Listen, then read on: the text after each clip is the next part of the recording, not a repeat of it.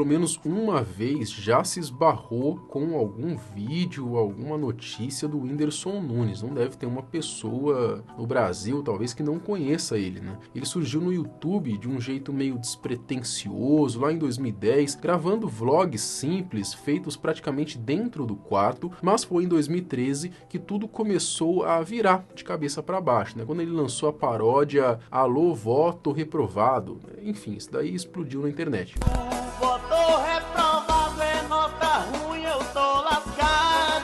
Depois desse estouro, ele continuou postando vídeos, atraindo cada vez mais gente. Era o carisma natural dele, aquele jeito simples, espontâneo, que foi conquistando milhões de seguidores com o passar do tempo.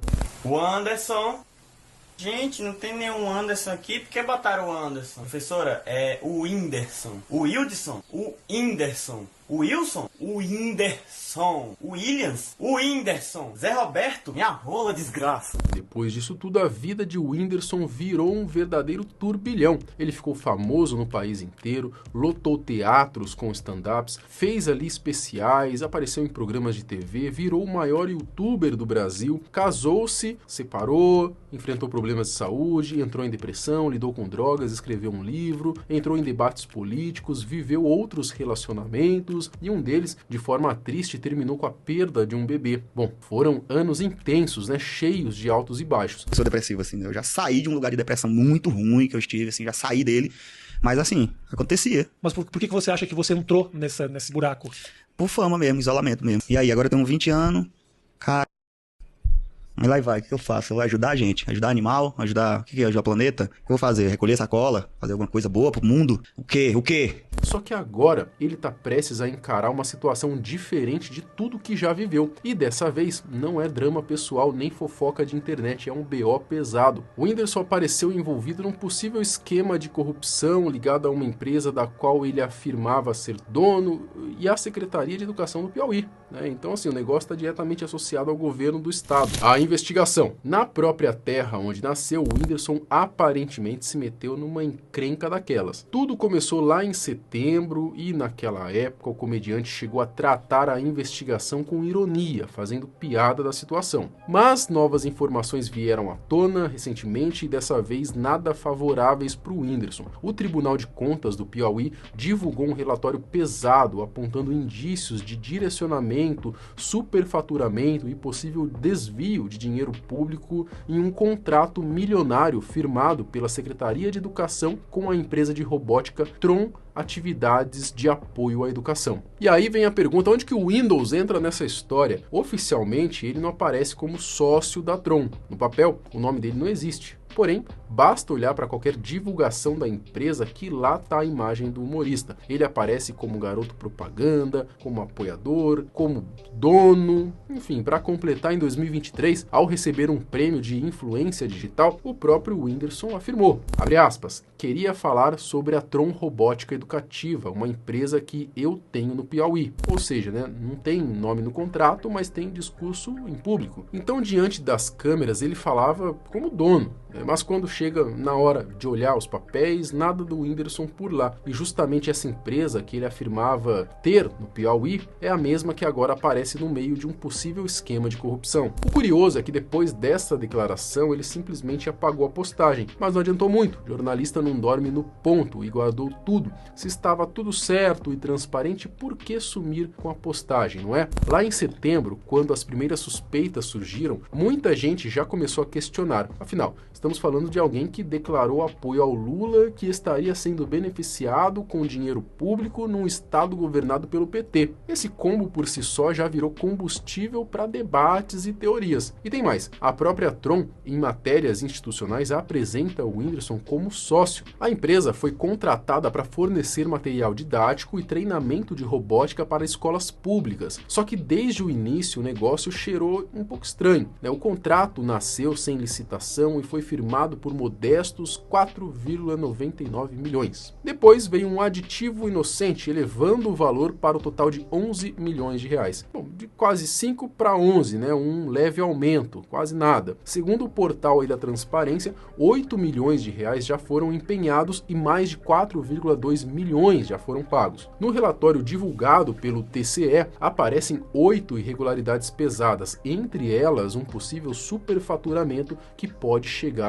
a 2,9 milhões de reais. Foram pagos 15 mil kits pedagógicos, mas quando os auditores foram conferir nas escolas, simplesmente não existia nada ali, né? Nenhum livro, nenhum material, nem sequer um e-book, nada. E aí a conversa eu acho que muda de tom. O que será que o Whindersson pensa sobre isso? Porque se esses números se confirmarem, a situação é ainda mais séria, nem chegou a existir. Ou seja, não seria só gasto suspeito, seria desvio, roubo. E o pior, roubo que deveria ir para as crianças nas escolas públicas. O documento registra, abre aspas, foram realizados pagamentos no valor de 2.915.000 referentes à entrega de 15 mil unidades de materiais e insumos pedagógicos destinados aos alunos.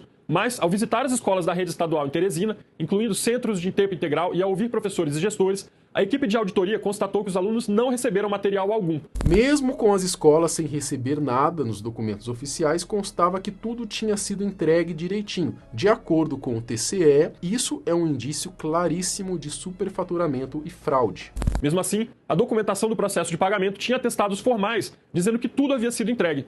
Para o TCE, essa contradição entre os documentos e a realidade em campo configura indício de superfaturamento pela não entrega do objeto. E sabe o que deixa a situação ainda mais grave? A própria Secretaria de Educação pagou 949 mil adiantados. O dinheiro saiu antes de qualquer entrega, sem comprovação de que o serviço tinha sido feito. E, para completar, as notas fiscais só apareceram meses depois. Além disso, a auditoria identificou que a Secretaria de Educação realizou pagamentos antecipados de 949 mil, referentes à totalidade dos serviços de consultoria do contrato, mesmo sem comprovação de que esses serviços tivessem sido executados.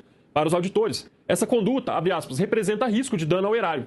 A situação fica mais grave porque as notas fiscais dessas consultorias foram emitidas meses depois das ordens de pagamento. A lei deixa claro, primeiro é preciso comprovar a entrega, depois vem o pagamento. Aqui fizeram exatamente o contrário, tudo errado, né? E tem mais, o estudo técnico que usaram para justificar a dispensa de licitação é fraco, mal elaborado, cheio de indícios de direcionamento, dando a entender que criaram o cenário perfeito para entregar o contrato à empresa que o Whindersson dizia ser dele. A lei determina a comprovação da prestação do serviço antes da liberação dos recursos. No planejamento do contrato, o TCE viu outros problemas sérios. O estudo técnico preliminar que embasou a dispensa de licitação foi classificado como frágil e com indícios de direcionamento. Segundo o relatório, a descrição técnica do objeto, ou seja, aquilo que seria comprado, foi redigida pela própria Tron e não pela secretaria, como exige a lei. O tribunal afirma que isso, abre aspas, inverteu a lógica da contratação pública, fecha aspas, que exige que o poder público defina o objeto e não a empresa a ser contratada. O TCE ainda encontrou problemas até na lista das escolas que seriam atendidas. Tinha instituição repetida em cidades diferentes, como se ninguém ali tivesse parado 2 minutos para conferir. Isso mostra que não houve um diagnóstico sério, nem planejamento real. A impressão é que jogaram qualquer informação ali apenas para justificar o projeto de robótica.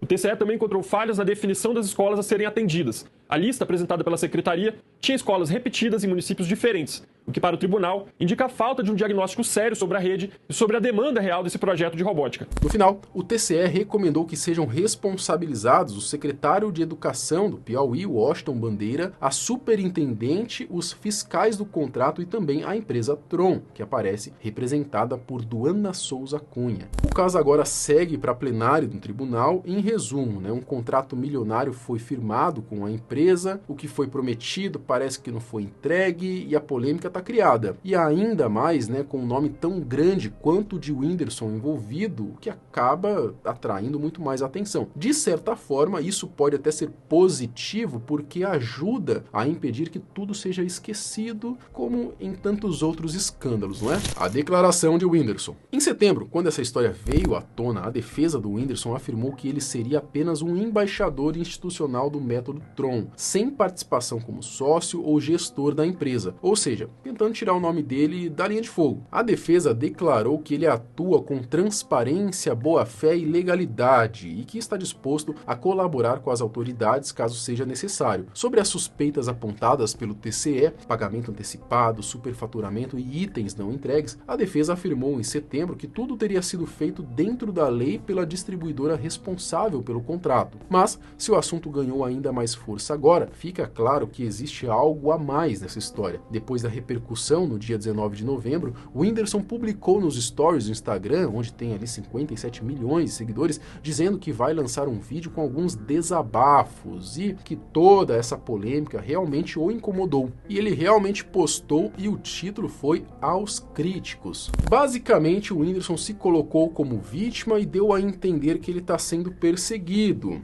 Ele afirmou ali que estão chamando-o de ladrão, mas garantiu que não é, que está com a consciência tranquila e que se for preciso colaborar, vai fazer o que for necessário. Eu tenho dificuldade, eu não sou corrupto. Gente, eu não mexo com nada errado, eu só fiz as coisas direitinho, do jeito que tem que fazer. Só tô tentando achar a palavra certa pra falar, porque o povo entende de qualquer coisa de forma errada. Então tem que escolher direitinho o jeito que vai falar. Todos os processos direitinho, só botando educação tecnológica nas escolas mesmo. E se tiver alguma coisa errada nisso, eu tô de boa em pagar por tentar levar a tecnologia pras crianças do Piauí. O vídeo tem cerca de 7 minutos, então quem quiser, né, vai lá, assiste tudo na íntegra, mas no final das contas foi basicamente isso que ele disse. Agora o que sobra é a posição oficial da empresa, então a gente tem que esperar, né, e acompanhar os próximos passos dessa história.